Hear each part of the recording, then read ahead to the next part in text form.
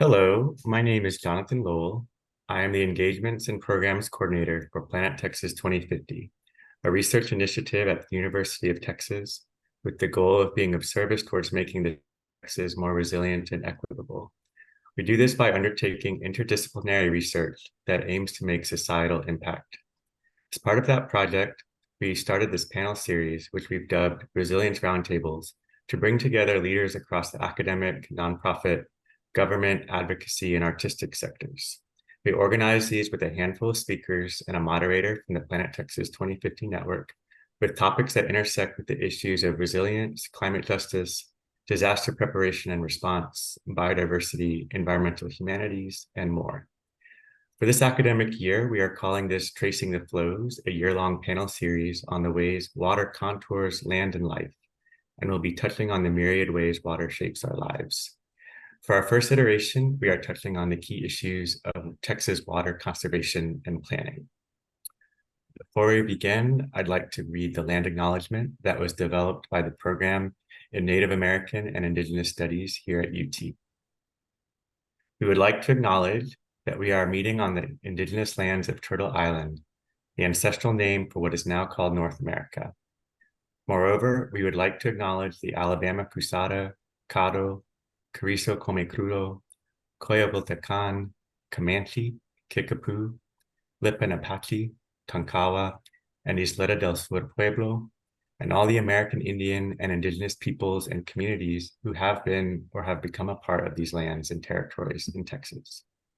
And in recognition of the ongoing and cumulative challenges faced by Indigenous peoples in Central Texas and globally, we call upon the University of Texas at Austin to repatriate the ancestral remains held at the Texas Archaeological Research Laboratory to their Indigenous descendant communities and native lands, to commit to the active recruitment and material support of Native American and Indigenous students, who currently comprise of fewer than 0.2% of UT Austin's student body, to support the transition of the program in Native American and Indigenous studies into a center, and to establish a protocol of research and study on tribal or native lands, and to foster an ethics and practice of engaged scholarship with and for Indigenous peoples and communities locally and internationally.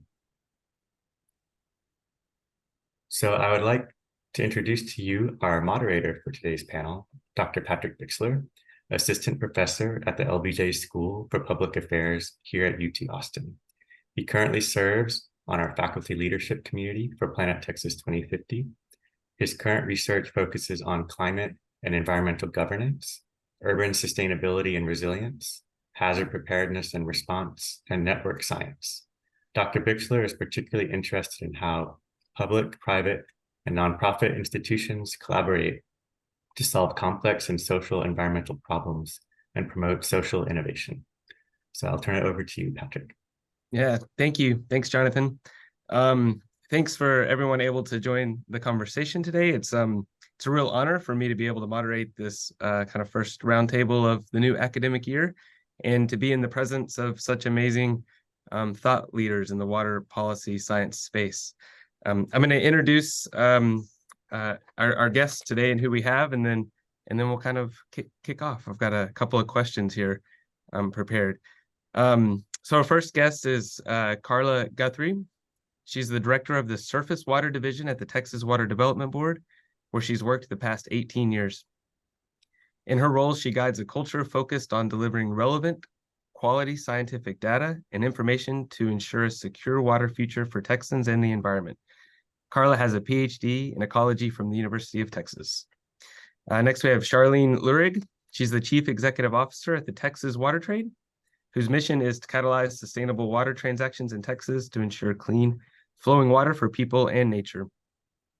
Charlene's experience includes directing the Texas Environmental Flows Initiative and serving as the chair for the Austin Water Forward Task Force.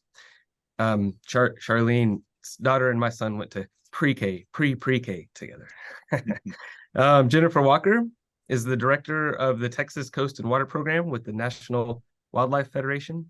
She focuses on statewide water policy issues with an emphasis on water planning, infrastructure funding, urban water management, and bay and estuary protection. Jennifer has over 20 years helping city, utility, and state agencies with water supply management and conservation goals. And last but not least, we have Dr. Robert Mace. He's the Executive Director and the Chief Water Policy Officer, the Meadows Centers for Water and the Environment, and a Professor of Practice in the Department of Geography and Environmental Science at Texas State. Robert has over 30 years in water science and policy space, including 18 years working with the Texas Water Development Board. Robert, I'm gonna start by asking you the tough question here. If there was one thing about water in Texas you wish everybody knew, what would that be? That would have to be that we're at risk of not having enough water in this state. We're very fortunate as a state that we have a long planning process that's occurred since the 60s, and it's been modified with this regional water planning process. And also we're fortunate that that process kind of allows us to see how we're doing as a state.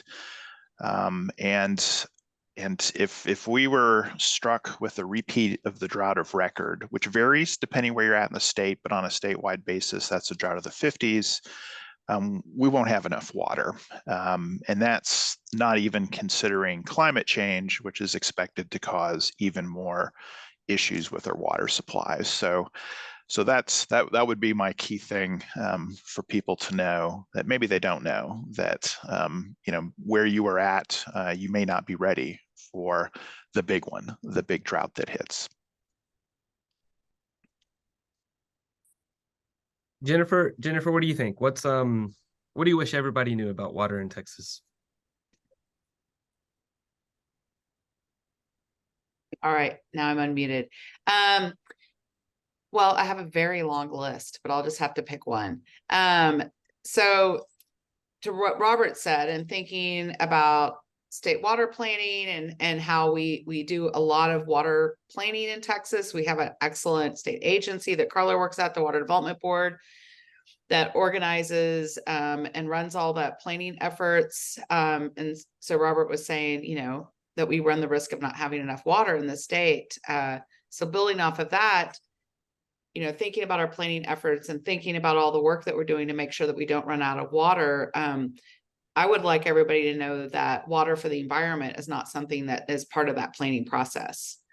So while it's very good that we do planning and we think about cities and agriculture and steam electric demand and industrial demand and all the things that we do planning for through our planning process in the state, we are not affirmatively planning to meet water needs. To meet environmental water needs. And this is water flowing in our rivers to support fish and wildlife habitat, flowing into our basin estuaries to support the whole ecosystems that are there.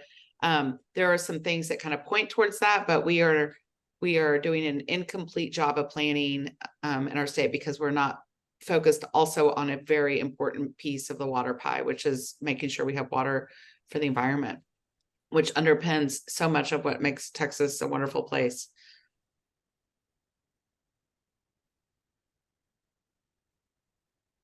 Charlene, I know you've been doing a lot of work in this space, thinking about that intersection of water and the environment and markets and how they allocate that. I'm not sure if that's what you want people to know about water in Texas, but what would you like folks to know?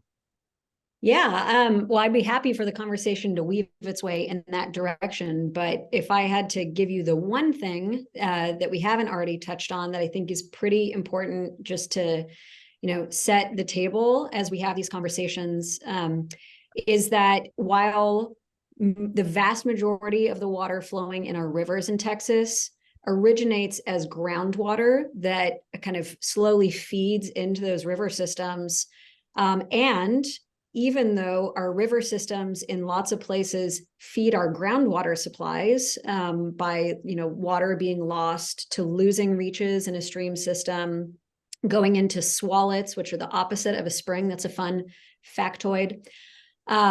Despite that really strong interconnection between those two systems, we still really are not planning in a way that helps us fully appreciate the implications of water being produced from the groundwater regime and how that might affect surface water availability and vice versa.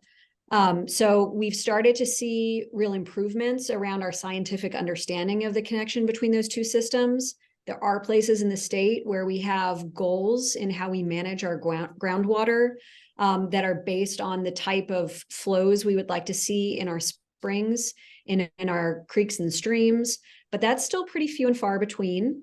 And it matters a lot because the places where we're seeing the fastest growth in the state, particularly along the I-35 corridor, a lot of that new growth is being served by very large-scale groundwater import projects. And so as we think about the trends that Robert was talking about, impacts of climate change and how that might create kind of nonlinear changes in water availability, similarly, we need to, I think, be really honest about how the two different ledgers we're running for water planning actually need to be kind of harmonized, and there needs to be an accounting that reconciles those two sides of the ledger. So that to me is, if you walk away with one thing, that's one thing that I'd like for people to walk away with. Great, thank you. Carla? Sure. I think I'll echo a lot of what the others talked about, which is, you know, the one thing that would be good for the audience to know, and I imagine that you have some folks in the audience who are not as familiar with Texas water, but the one thing that would be good to know is that we have a really significant organized plan or effort to plan for our water resources in Texas. We have a water supply planning effort. We also have a flood mitigation planning effort, which we won't really focus on today. But when I say that we have this significant planning effort in Texas, it's sort of the whole enchilada. It's long-term planning. It also includes financial programs that support what we identify our needs for water supply planning. And we also include at this agency and throughout Texas, you know, an effort to improve the science and the data that we have to inform all the decisions that we need to make. So if you didn't know, I think it's good to know that Texas has this strong planning effort that, at least in terms of the water plan, has been around for decades, as Robert mentioned, and also is sort of a leader among others, you know, nationally and internationally in terms of water planning. That it's not, I guess we were an early model for that. As noted, our effort is significant, but it's not perfect. Our planning process could factor in environmental needs. It could factor in changing environmental conditions, and our regulatory framework could be better. Excuse me. The good thing, though, is that our effort is frequently evolving. We receive new direction from the legislature. We receive direction and guidance from our stakeholders. And then also the science itself will inform our decisions. So I think while we have this strong planning process and we have a huge water community in Texas that works, I think what's really important to know is that we're moving in directions to ensure that our work will lead to sustainable water resource management. Great. Thank you.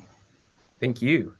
So that's a really great segue. I'm curious, the most recent Texas legislative session generated several bills that were focused on addressing water supply needs, flood mitigation, as well as science and planning for water in Texas. How should we understand the outcomes of the most recent leg session? Jennifer, I want to start with you.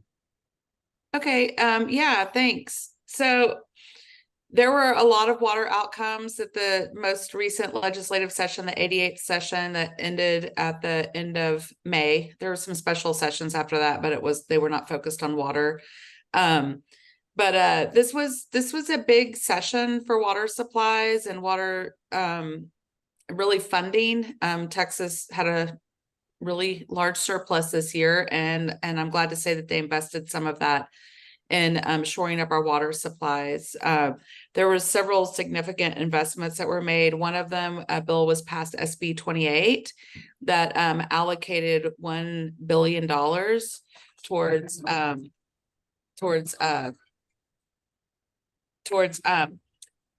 water supply. There was a new water supply fund created and a Texas water fund. It's $1 billion for new water supplies, as well as investments in water conservation education, water loss mitigation, and we can talk later about why those investments in particular are very, very important in shoring up our water supply in the state. The legislature also allocated $125 million towards a federal drawdown, so the federal match funds for the big investment through the IIJA, or Infrastructure Investment and Jobs Act, that the federal government made a couple years ago. That is much more money coming into Texas for water infrastructure, water supply. It's over $3 billion. That match will allow us to pull down $3 billion plus over 5 years.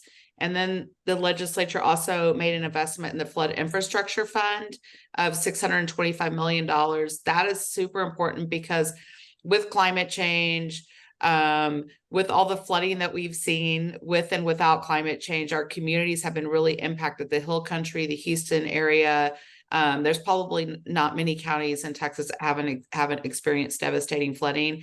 The Flood Infrastructure Fund will allow for flood mitigation projects to go in place to protect our communities, and in the course of those investments, protect habitat, protect water quality, maybe even water supply if these projects are done well and planned with multiple benefits in mind.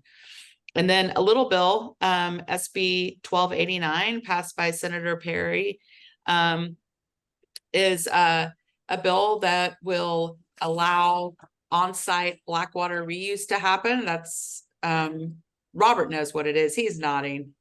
But that really is a bill that I see as being one in the course of many that is responsive to the new and different ways that we would be managing water supplies in the future. We have a kind of traditional way that we've been managing water supplies that really looks at a centralized system, or groundwater wells that we pull water from a reservoir, or this one location, take it to a water treatment plant and get it out to the folks that need it at the at their, their faucets or their business or whatever. As water supplies become more scarce, as we want to be more intentional about water supplies, we are going to use and generate water in all different kinds of ways. And this allows us to take what would normally be put in the sewer in a building and to be treated on site and reused. Austin has their Permitting and Development Center has one of these systems. And so that water, instead of going into the sewer, is cleaned and reused on site to irrigate landscape and to flush toilets for non-potable uses. But there was a permitting hurdle. And so this bill attempts to fix that so that those kinds of systems can be used around the state. And so we can have the right type of water for the right type of use. And I talked a lot about that. That's kind of a minor thing, but we had, almost $2 billion in investment in water supplies this session. So a lot of focus on that. And I think our next step is really rulemaking around SB 28. All these funds are going to Carla and to all the folks at the Water Development Board to manage and to get out. And it's a really big job. And I know they're up for the challenge.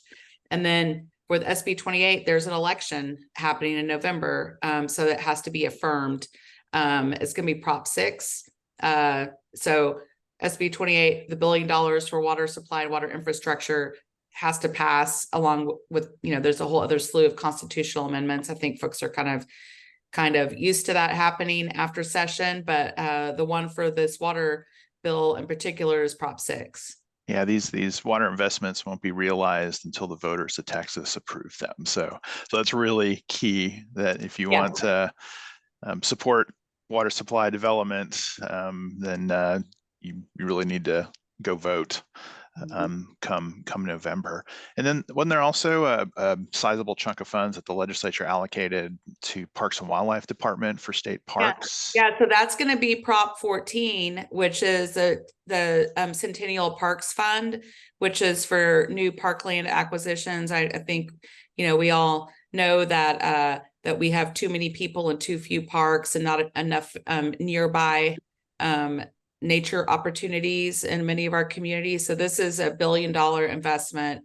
And it's going to be Prop 14 at the November election. So I would say, and there's put it on a sticky note and write it down, Prop 6 and Prop 14. I don't know what's on the other ones. Hey, Carla, is the flood money up for confirmation by the voters of Texas? Does that also require a vote? Do you know? You've asked me a question I can't answer, Robert. Okay. You Not. accomplished Sorry. your goal for the panel. Wasn't my goal. We got that out of the way. Okay. We don't know, but if you see it, It's consider not, it. it's not part of the election. That's It's not. Okay. Cool. I guess other bills, there was a number of sunset bills for environmental agencies that and water agencies that went through. If you're not familiar with sunset, Texas has a system where state entities are reviewed approximately every 10 years. I think it's 11-year recurrence period now. And the Sunset Commission makes a decision as to whether or not the agency should continue. So like, for example, it was like the Texas Goat Commission or something got sunsetted several decades ago.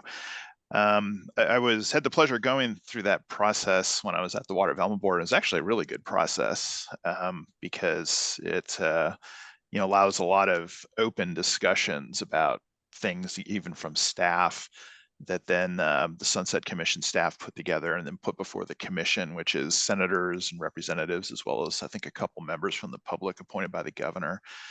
But those passed. So we still have a Water Development Board, and we still have a TCQ, Texas Commission on Environmental Quality. There was, I think, also a bill that passed directing TCQ to update the water availability models. My understanding, though, is that the budget part of that didn't pass, and so with state government, just because a bill passed telling you to do something, if there was a fiscal note and the money didn't show up, the agency's not obligated to do it, even though it's in law. That doesn't mean the agency won't do it, but it is a sizable dollar amount to update those WAMs. So we'll have to stay tuned to see what TCQ does there. Hey, Robert, I think it's worth maybe pausing there to talk about those three things that you mentioned just now, the sunset pieces and the WAMs, the water availability models. And I know these are near to what Jennifer speaks about, but each of those things relate to the environmental, the concerns for ensuring environmental flows. With the TCQ sunset bill that it passed, it added some better direction to the statewide environmental flows process that began in 2008 and was passed in 2007. And so, that process is in the adaptive management phase, where there are various committees across the state that are were tasked with developing recommendations to give to the TCQ to set environmental flow standards for rivers and estuaries. And there has, that was passed. We're in adaptive management phase on those standards, but there's a lack of clarity as to how we continue the process and who's driving it. And so the sunset bill gave some direction to the statewide environmental flows advisory group to sort of be the one to guide us. It's a bottom-up process, much like regional water planning and flood planning, but we were at a point where we all weren't quite sure what the next steps were in many ways. And so that's really important. We'll see how that plays out.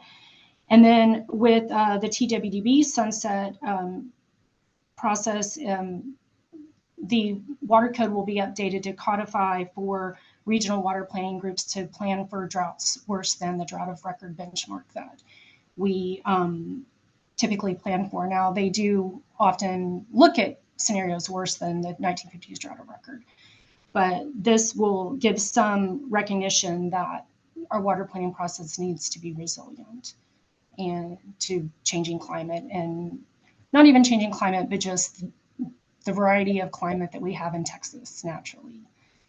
I wanted to just jump in, Carla, because again, I know a lot of people who are tuning in may have very different backgrounds related to water. SB3 is so important. Those of us who have worked on environmental water in Texas know how important that bill was and the process that followed. We know that it's an incomplete process, like anything related to water planning. You don't do the plan and then you're done and nobody ever has to plan for it again, right? But I wanted to just make sure that everybody understands how tricky this is, because the reality is that across all of our surface water basins, all of our river basins in the state of Texas, the reason that SB3 ultimately was created was in recognition that the state, through TCEQ and its process of allocating surface water rights that are issued by permit for beneficial uses, whether that's steam electric cooling or municipal uses, even environmental flows can be a beneficial use of keeping that water in stream for the environment. That's a legally authorized use of water in the state of Texas. But the reality is, for all of those uses, there are more permits to water in our river basins than there is water in an average year, let alone in a dry year. And it's only getting more out of balance. That doesn't mean that every single year there's more water permitted than there is available in the system, right? We might see really significant flood flows that happen in a year. But with that reality, in 2007, the legislature passed Senate Bill 3, which directed TCEQ to answer the question of how much water does the environment need, which you can appreciate if you've done anything related to water. It doesn't matter if it's a question of how much water does the environment need, or how much water does a city need, or Samsung, or whomever it might be. It's inherently a values-based question. It's inherently about a scarce resource that has competition. And so there's lots that goes into that process that's not strictly scientific. And so when we talk about that sunset bill contemplating more work being done on Senate Bill 3 and this question of how much water should be left in a stream or taken out of the permitting regime, revolved back in through retirement of water rights, this is something that should be on everybody's radar screen if you're interested in water, because it hasn't been resolved by the state. We will keep coming back to it.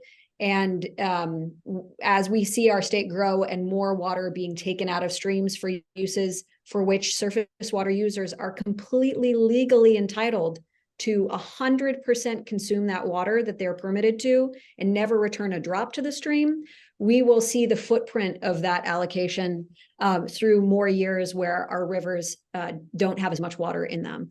So I want to make sure everybody understands why these things matter so much.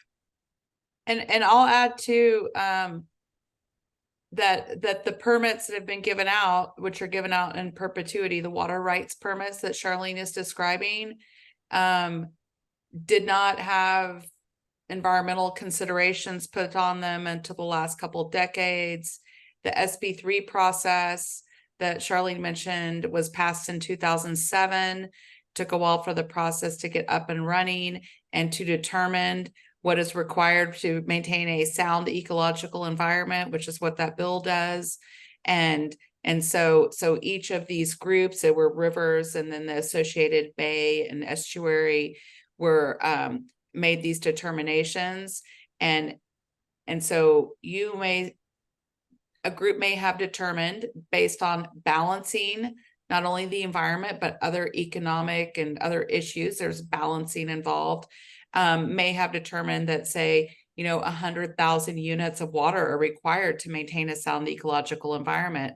Well, you go back and look at the water availability modeling, and you may see that, oh, we have already given out water rights for all the water in this basin. There's only 40,000 units left, so the balance so while we have the SB3 process and we're getting this really good, information and data and studies that Carla's team is supporting from it, in many areas, the water is already over allocated. And the practical effect of SB3 and the permitting process is that you don't permit water in excess of what is needed to maintain the sound ecological environment, but we're already there and have already gone past that. So there are affirmative actions that we need to do in order to ensure that our rivers and bays and estuaries continue to thrive. And there's lots of planning processes that we've talked about where that really needs to be very affirmatively considered. And then there's things that like National Wildlife Federation is doing, that Texas Water Trade is doing, that Carla and her team are doing to study these systems and understand them, that everyone's doing to kind of try to take a all hands on deck approach to ensuring that we don't irreversibly harm these systems as Texas continues to grow and be impacted by climate change. One thing that's I think that's commendable about the process, and I don't disagree with what anybody has said, but I'm just going to geek out a little bit as a scientist that often works in the policy world, which I thought was brilliant with the process, was that the scientists did the science thing.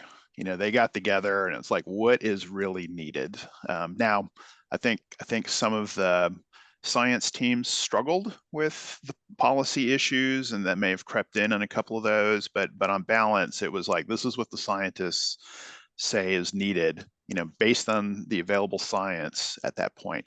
And then that turned into its own product. And then that went to a stakeholder group that then did the stakeholder overlay that Charlene was talking about.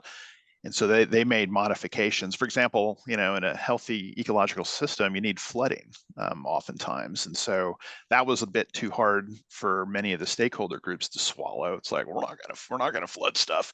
And so, maybe they took that out, for example, or they thought that there was too much of an impact on humans and agriculture and other uses that they modified. And then there was another policy overlay when it went to Texas Commission of Environmental Quality and those governor appointed commissioners to make a final decision in the process. But for the science geeks out there, it was cool to see that the scientists could do their thing and have it exist as a separate product. And those are all available, I guess, online at Texas Commission of Environmental Quality. And I know Carla had a front row seat to that whole process.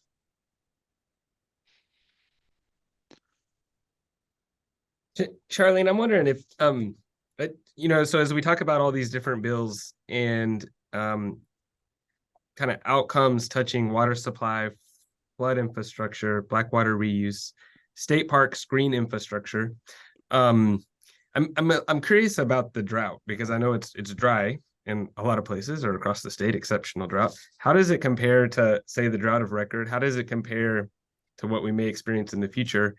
And then kind of how is the Texas water trade or other mechanisms around the state kind of thinking about water supply, environmental flows in this context? Sure. And of course, like the question, Patrick, the real like data intensive piece of the question you asked, I'm going to punt to Robert. But I'll say, and of course, the answer is going to be different depending upon where you are in the state, right? So not every part of the state is seeing drought that's of the same, prolonged nature or, deepness in terms of like total water deficit as it may have in the last drought. Other places it's like, well, more. I will say that, we are operating in lots of different places around the state. We've got a pretty good footprint in West Texas in the Pecos River Basin, which is a tributary to the Rio Grande. We have 3 different bay systems on the Gulf Coast where we have contracted for water from river authorities or other entities that have large surface water allocations. And we actually work as a matchmaker to pair the water that we are purchasing, sometimes with funding provided by corporate partners. Pepsi gave us a 10-year grant to purchase water in Galveston Bay. But it's not as easy as just saying, okay, we're just going to leave that water in the river system and then nature takes care of itself. We want, with the small amounts of water that are available in the system, which is the reality that we're inheriting, right? Everything we just talked about, where we've got, 90% of surface water permits were issued with no allocation or no consideration of environmental flows. The legislature was very clear, we're not clawing water back from a regulatory standpoint. This will be taken care of by the markets, was kind of the way that the legislature has talked about this. And yet, even if you just purchased water that already had been permitted to somebody else and you said, we're just going to make this 100% in-stream flows as the beneficial use, we're going to keep it in the stream, that doesn't mean that your freshwater dependent ecosystems, whether that's a river channel or a wetland or a bay or estuary, is going to have the benefit of receiving that water when it needs its water most. And that's true. So that's true for the environment. It's true for human users, right? That's why we started developing reservoirs. Or if we developed a reservoir for flood control, we realized, oh, that actually makes it possible for us to have water for supply purposes when it hasn't rained in a long time, right? The type of infrastructure that Jennifer talked about, it's water reuse, either centralized or decentralized. aquifer storage and recovery as a method of conjunctively managing water. All of those are forms of storage that take today's technology and apply it to the problem that has always existed for water, whether it's an environmental user or a human user, which is that it doesn't matter if you get 100% of the amount of water you need over the course of a year. If you get all of it in December and you have none of it in August, you have a problem. Because when we talk about water planning, the element of time is absolutely crucial.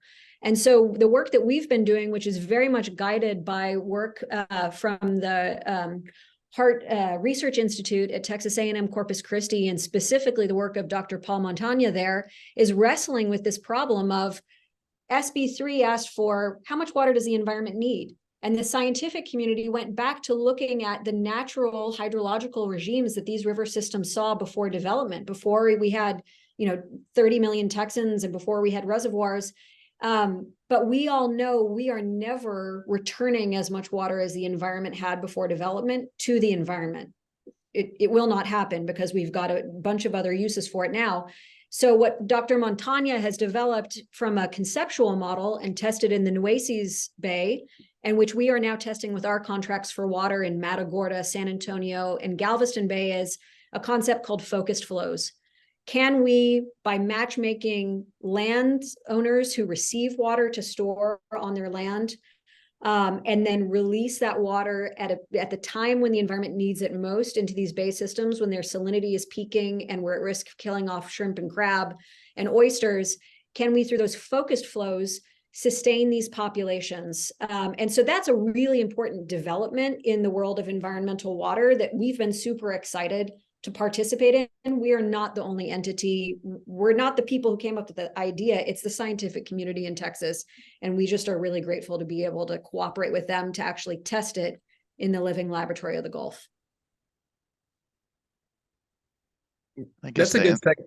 Oh, go ahead, Robert. I was going to say, to answer the technical question, I've not seen it in direct analysis like this current drought compared to past droughts. I'm looking right now at a last 25 years of drought, and this one is the worst drought since that 2009 to 2015 drought. We have seen, like here at San Marcos Springs and Comal Springs, the lowest flows since the drought of the 50s, the lowest inflows to in the rivers since the 1950s. So it's really severe here in Central Texas. Until we had a couple of those tropical waves come through the Rio Grande Valley last summer. That was probably the worst drought possibly since the 50s down there. We continue to see record low inflows to the highland lakes that feed the water supply for Austin. So it does seem to be more focused in the central part of the state. Yeah, if you look at the drought maps, you can see San Antonio's had the extreme drought red dot over it in Bexar County, and it has expanded and contracted somewhat, but they've been in that place for quite a while. And it has expanded quite a bit up through Travis County and north of Austin. So, thinking about rivers and bays and estuaries, many of the rivers that are fed, the San Antonio, the San Marcos River, the Blanco River, are spring fed, springs for their base flow. Rainfall, of course, helps as well. And then there's the Colorado River, and it's connected down to Matagorda Bay. So we've got Matagorda and San Antonio bays. You've got the rivers that feed them are dangerously low. You've got spring flow declining and all these springs that feed these rivers. When you're not receiving rainfall, groundwater and spring flows and the base flow that they provide, whether it be springs that you can see or whether it's these little cold pockets when you're swimming in the river and there's a spring coming up, those are what feed these rivers and keep the flow maintained. And those are going down as we're not getting rain, as more people are here, as we use more groundwater, as the climate changes, as we see more evapotranspiration, like all these things come to a head. So you have to really think about the whole system, like what are we doing in our cities to manage our water supplies? What kind of decisions are we making on the planning and regulatory management side? And then what are we doing to help try to make sure that we have water flowing in our rivers and into our bays, and if we need to resort to focused flows in order to maintain a refugia, or to get like a really important recruitment event, or to catch a really important life cycle and a key indicator species, then you got to kind of all think about those things together, and it's really complicated and requires everybody working together. Well, I think, Patrick, you mentioned in your original question, what we're doing to address some of these concerns related to drought. And at the agency, we have a couple of items that we're working on. One is improving our data collection and estimates of evaporation in the state and across our lake evaporation, which is important to the water availability models upon which planning and permitting is based. So we have had a pretty active program going now for a while to better estimate actual evaporation from lakes, as well as to provide some products and tools for others to incorporate in terms of estimates of evaporation across the state. We've also been working with the state climatologist, Dr. John Nielsen Gammon, to try to develop information tools that can be provided to the regional water planning groups in terms of projected changes in temperature and how that affects evaporation, or projected changes in runoff, which is important for surface water planning, and then also soil moisture and its effects on all of that. So we have, we are trying to tackle different aspects of the science that is needed to help us turn the direction and to change some of our management strategies. So, I forget who mentioned it earlier, but there's a lot of us at the table on all parts of this table working on these questions. Great, thanks, Carla. I want to encourage, I've kind of got one more high-level question, and in some ways it represents the way a few of you have just responded. But I want to encourage the audience. So there's a Q&A panel in the chat, and we should have a little bit of time for some questions for the panelists. So if you have any questions, please send those our way. I think Texas, for those of us who are looking at the demographics of the future, we're expecting a population probably to nearly double by 2050. We're also seeing the changing precipitation patterns, whether that's more kind of intense and longer drought periods followed by extreme precipitation events. So we've kind of got both of these water supply and flooding issues occurring. How do we make sure there's sufficient water for all human and non-human communities in the present and in the future? And how do we ensure equitable access to quality drinking water for all?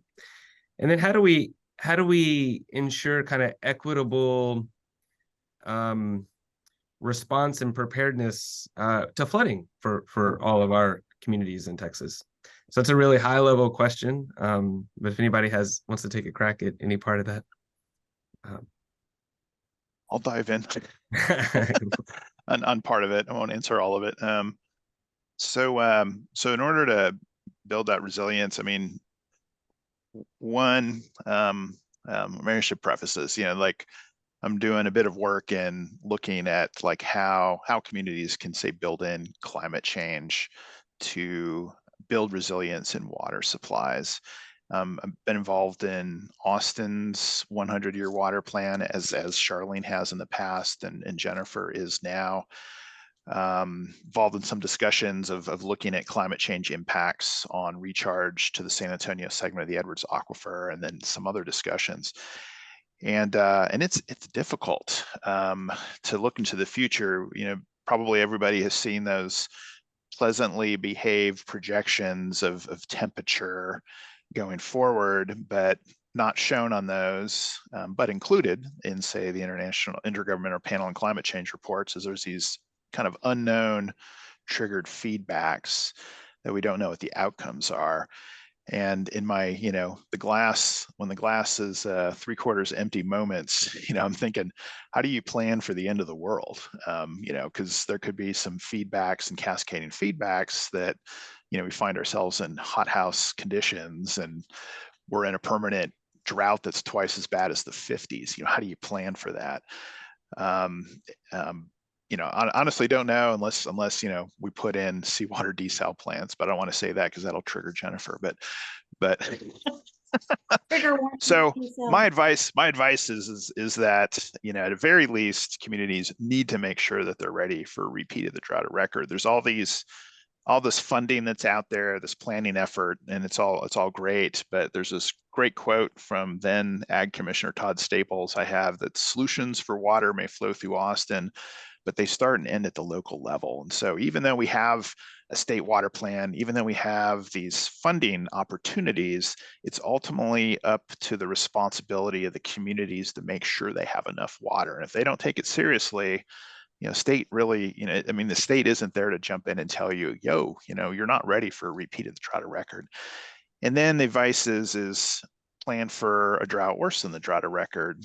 Carla mentioned earlier that, communities can go from something called a firm yield on their surface water supplies to a safe yield, which basically builds in a safety factor, if you will, which is a way to plan for a drought worse than the drought of record. But my advice is build as much resiliency as you can afford, since there's so much unknown about where we're going. And it is, we have pretty good estimates where we think we're going now with what we've committed to with reducing greenhouse gas emissions. And there's that nice pleasant curve, but we may be surprised and then find ourselves in a real pickle and trying to make sure we have enough water. So I'll leave it at that. I can follow up on Robert and just to piggyback on that.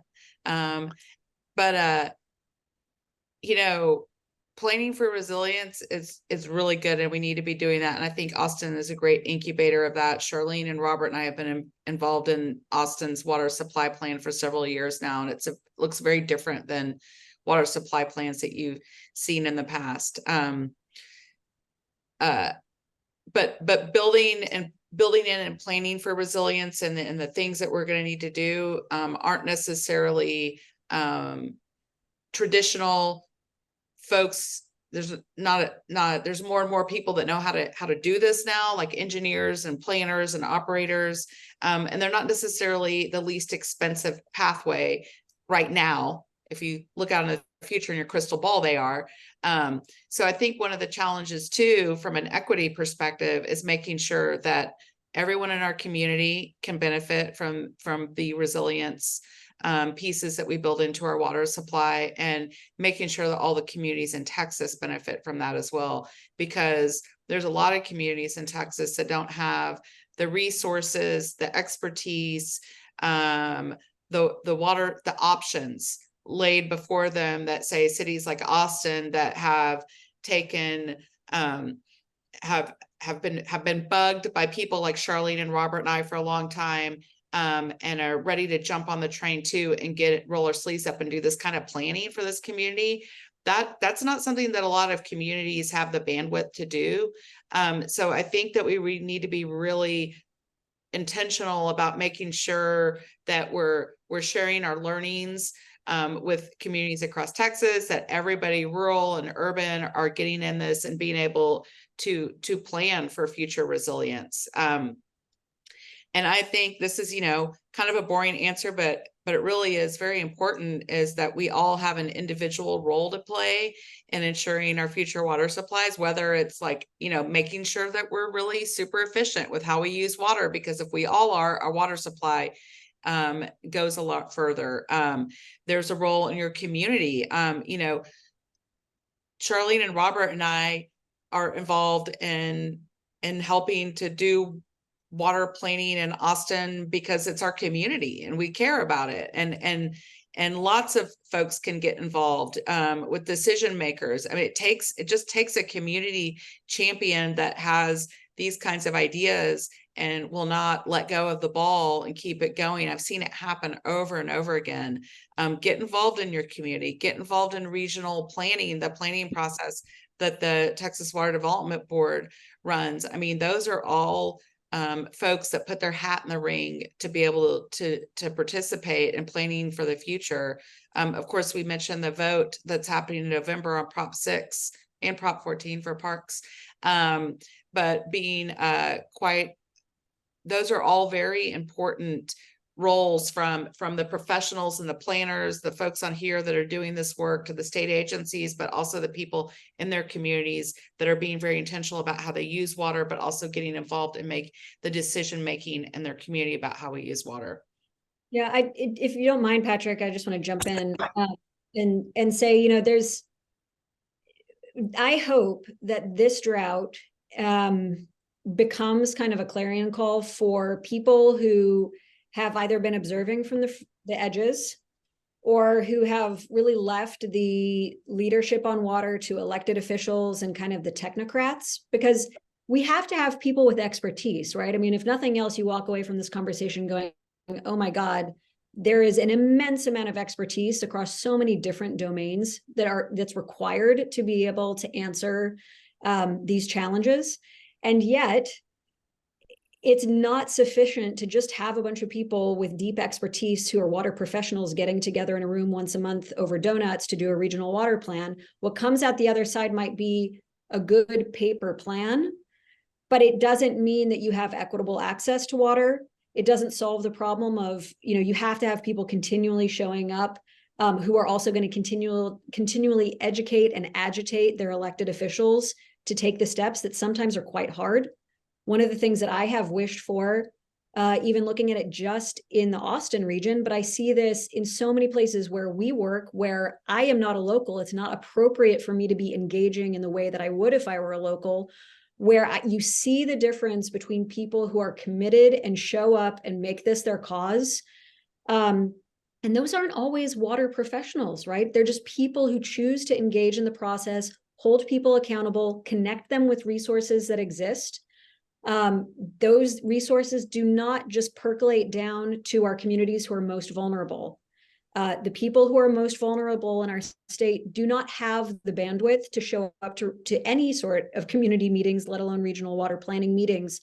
But there are people even in most of those communities, whether they're from, you know, local foundations, whether they're, you know, community organizers, whoever they might be, who actually can become those champions that are so needed in the state. And I wish that there was more organizing capability that we all brought to bear, myself included, to discover those generations of champions and help them plug into the process, no matter where they are, no matter how little expertise they believe they have, because they are so needed. That's great, Charlene. That's a really wonderful call to action, and it's so important that we identify and build those future leaders that can really help lead the charge in this space. I guess I asked for questions and you gave us lots of really great questions, and now I don't know that there's time to really pose any to the panel. Is anybody, I'm gonna maybe end like this, are there any other calls to action that folks would like to share before we say bye to everyone today? Well, go vote in November. Vote your conscience. And then, you know, we all have a personal relationship for water, so setting a good example, getting involved when you can. Yeah, it's people caring is, you know, why we have the, you know, the good things that we have, and so just more people caring, getting involved. And then don't like start twitching uncontrollably when your water bill goes up. You know, seek to understand why did that go up, because as we grow, the new water is going to cost a lot more. So support for your, you know, local entities to build resilience, because resilience doesn't tend to come cheap. Yeah, there was a good question about that in there about rates and the impacts. And I know that I'm aware of several communities in Texas that are trying to they're raising rates in order to try to cover costs, but also to influence water use, but also being mindful and setting up programs in order to ensure that the folks that use a basic amount of water just for like in-home uses and low-income customers are still able to afford that. And I think that, you know, those of us that can should be willing to subsidize that. That's very important. That water is affordable and accessible to everybody at basic level, and that people that are going to be using what some may call excessive amounts, or, you know, to drive water infrastructure, to drive water supply development, that folks be willing to cover those costs to do that. That would be a real difference in approach going forward. But I totally agree with Robert on just parting thoughts about be educated on water. We all have a personal experience with water. Everybody is 100% qualified to go and talk to decision makers about their water supply and how they want it to be. Don't be intimidated by that, and feel free to reach out. And any of us will talk to you about that and be a resource. So I appreciate conversations like this. I talk to these folks all the time, and we work together, and we welcome more to the mix. And I'll chime in. I think my call to action for this panel would be in agreement. You know, you can get involved. You can learn along with the rest of us. The topics are interesting. Excuse me. The topics are interesting. The diversity of subjects touches on everyone, and there is, you know, often a degree of stakeholder fatigue. It's similar people working across the environmental flows process, the regional water planning process, and even the flood planning process. So there's always room for someone else to join in the conversation and contribute what you have. You know, in our group here, we conduct a lot of scientific work in-house and contract it out and collaborate. And just wanted to put out there, I think I saw a question in one of the questions related to how to get involved with co-production of science. We currently have an open solicitation for ideas for surface water science. It's on our agency webpage under the surface water division. That will stay open through September 15th. If you do have questions, you know, reach out to me. But we're always looking to advance the work that we do, add partners, and just generally make the data and the science more available and more complete so that we can answer these water questions that we have. I guess one last thing, Patrick, before we close is, you know, I'd encourage everybody to start thinking about rivers and talking about rivers as public lands. We don't talk enough in the state of Texas about flowing rivers, not just so that there's water in them, but so it's safe to recreate in, as something that's about equity, right? When we talk about environmental flows, we tend to store it in our minds as something that is purely scientific. It's just about non-human species. You know, it doesn't relate to people, real people and their real concerns. And that changes the dynamic of the conversation. But most people in the state of Texas don't have private pools. They don't have access to private pools. They don't even have access to public pools. The place where they can go and survive and find joy and comfort in summers like the summer that we just experienced are our surface water features. It is our rivers, it's our bays and estuaries. And we need to start talking about those places and about the choices we make around water availability as something that is about quality of life, and access to water for recreation and just joy for all Texans. So think about it like that. Yeah, it's a great note to end on. Another term I came across this last legislative session was aquifers as natural infrastructure, right? And we're thinking about how we can use how aquifers are actually infrastructure. And if we thought about that little shift in mind, that could be really beneficial. I just want to thank everyone. I mean, at some point we had over 100 attendees, which is really amazing. thank you to the panelists for coming and spending this time with us and sharing really your depth and breadth of expertise on water in Texas. And thanks, Jonathan. Thanks, Planet Texas 2050 for organizing. Yeah, I just wanted to add, yeah, thank you to the panelists, and thanks to Robert, who looks like he answered most of those questions. I got after it.